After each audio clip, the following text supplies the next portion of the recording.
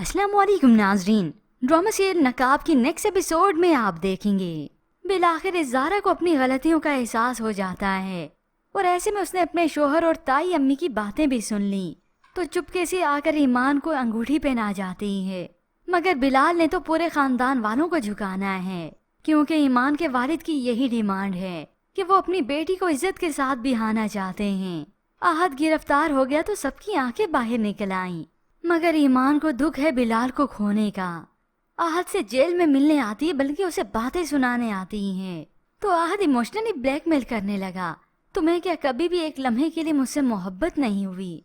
तो ईमान आहद को आईना दिखाती है कि वो मोहब्बत के लायक है और देखते ही देखते ईमान को आहद फिर बातें सुनाने लगा, मैं तुम्हारी तरह फकीर खानदान से नहीं हूँ। और उस पर हंसने लगा कि मेरे कांधे पर बंदूक रख के तुमने तो बिलाल को भी छोड़ दिया, फंसा लिया होगा फिर से तुमने कोई और। तो ईमान सुनाती है, जो तुमने बिलाल से मुझे दूर करके मेरा नुकसान किया है वो नाकाबिले तलाफी है।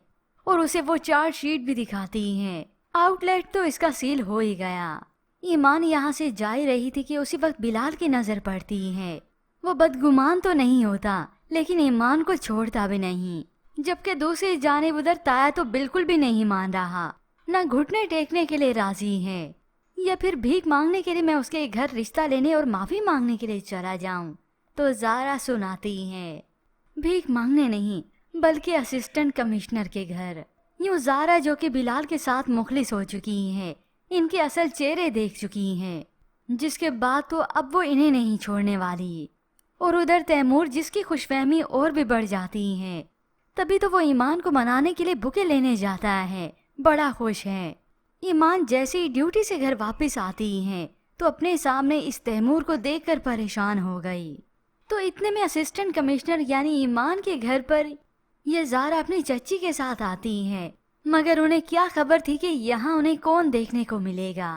तैमूर जो आते साथ ही इस ईमान का हाथ थाम लेता है, उससे माफी मांगता है, देखो मुझे तुम्हारे किरदार को लेकर गलत फहमी हो गई थी, प्लीज ईमान मुझे माफ कर दो।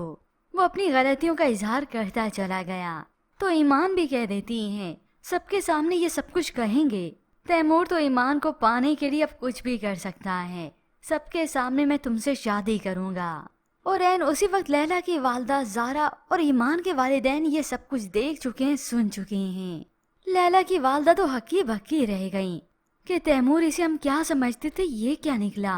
ईमान कैरेक्टर लेस नहीं थी बल्कि इस तैमूर की नीयत ही खराब हुई थी। तैमूर तो इन सबको देखकर हक्का बक्का रह जाता है कि चच्ची ने तो सब कुछ सुन लिया, देख लिया अपने सामने, मगर वो पीछे नहीं हटेगा। हाँ मैं करता हूँ ईमान से मोहब्बत, पाना चाहता था उसे, मगर इसकी ये डटाई तो खत्म करेगा बिलाल ही, क्योंकि उल्लू सीधा करना तो उसी को ही आता है।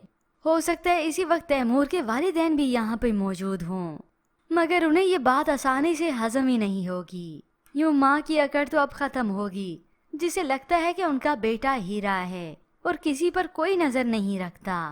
और अब पूरा खानदान सीधा होगा और सीधे होकर कैसे ये ईमान का रिश्ता बिलाल के लिए लेने नहीं आते, क्योंकि यहाँ से आहद भी जेल से रिहा नहीं होगा जब तक ये इज्जत के साथ रिश्ता लेने नहीं जाते।